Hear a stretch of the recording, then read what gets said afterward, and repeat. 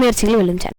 வணக்கம். இன்றைக்கி நம்ம ஒரு சுவையான சத்தான கொப்பரை தேங்காய் பொடி எப்படி செய்யலாங்கிறத பார்க்கலாம் வாங்க.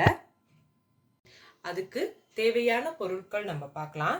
கொப்பரை தேங்காய் ஒரு 2 கொப்பரை தேங்காய் எடுத்துக்கோங்க. மீடியம் சைஸு கொப்பரை தேங்காய் நீங்கள் தேங்காய் உடைச்சிங்கன்னா இந்த மாதிரி முழு தேங்காவே வரும். இதுதான் கொப்பரை தேங்காய்னு சொல்லுவாங்க. அடுத்தது பார்த்திங்கன்னா பொட்டுக்கடலை ஒரு 100 கிராம் எடுத்துக்கோங்க. கடலை வறுத்த கடலை ஒரு 100 கிராம் எடுத்துக்கோங்க. உளுந்து ஒரு 50 கிராம் எடுத்துக்கோங்க. பூண்டு பல் ஒரு 20 எடுத்துக்கோங்க. மிளகாய் உங்களுக்கு எவ்வளோ காரம் தேவையோ அந்த அளவுக்கு மிளகாய் எடுத்துக்கோங்க. பெருங்காயம் ஒரு அரை ஸ்பூன் எடுத்துக்கோங்க. உப்பு தேவையான அளவு எடுத்துக்கோங்க. இப்போ கொப்பரை தேங்காய் பொடி எப்படி செய்யலாங்கிறத பார்க்கலாம் வாங்க.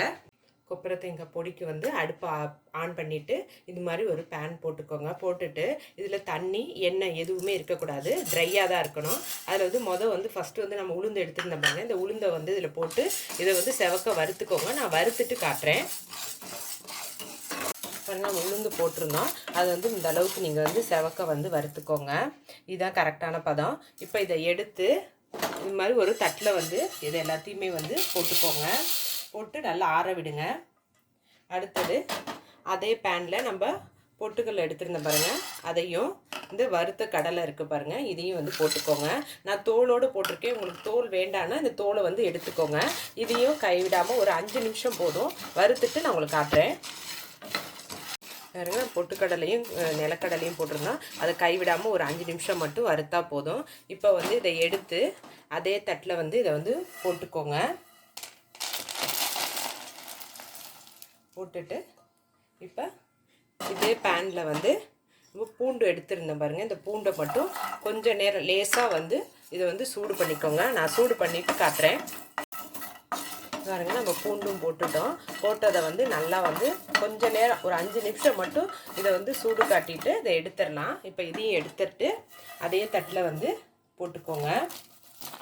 இப்போ அடுத்தது இதே பேனில் மிளகாய் வத்தல் வச்சுருந்தோம் பாருங்கள், அந்த மிளகாய் இதில் போட்டுக்கோங்க. போட்டுட்டு இதையும் கைவிடாமல் நல்லா வறுத்துக்கோங்க. நான் வறுத்துட்டு காட்டுறேன் பாருங்கள். மிளகாய் போட்டிருந்தோம், அது நல்லா வறுபட்டுருச்சு.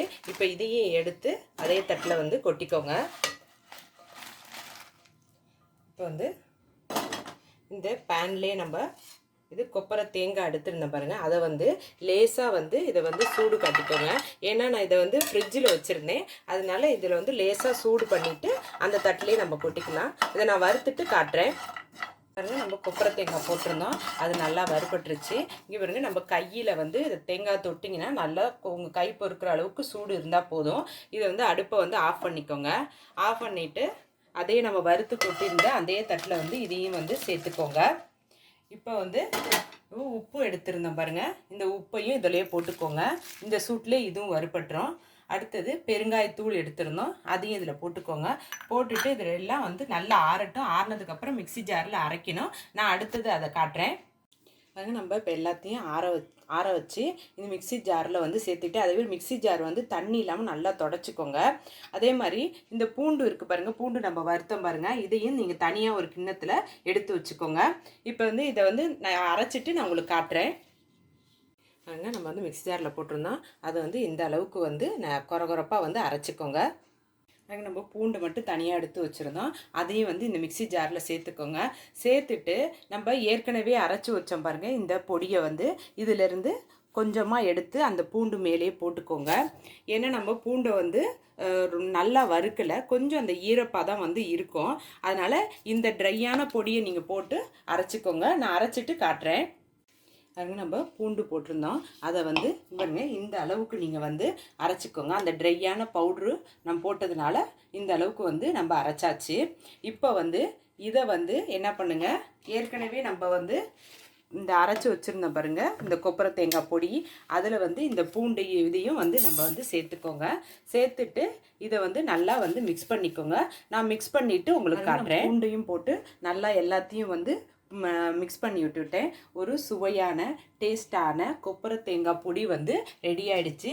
இதை சாதத்தில் நெய் இல்லைன்னா நல்லெண்ணெய் போட்டு நீங்கள் பிணைஞ்சி சாப்பிடுங்க, அவ்வளோ டேஸ்ட்டாக இருக்கும். இந்த முழு வீடியோவும் பாருங்கள். இந்த வீடியோ உங்களுக்கு பிடிச்சிருந்துச்சுன்னா லைக் பண்ணுங்கள், ஷேர் பண்ணுங்கள். உங்கள் முயற்சிகள் வெல்லும் சேனலுக்கு சப்ஸ்கிரைப் பண்ணுங்கள். நன்றி.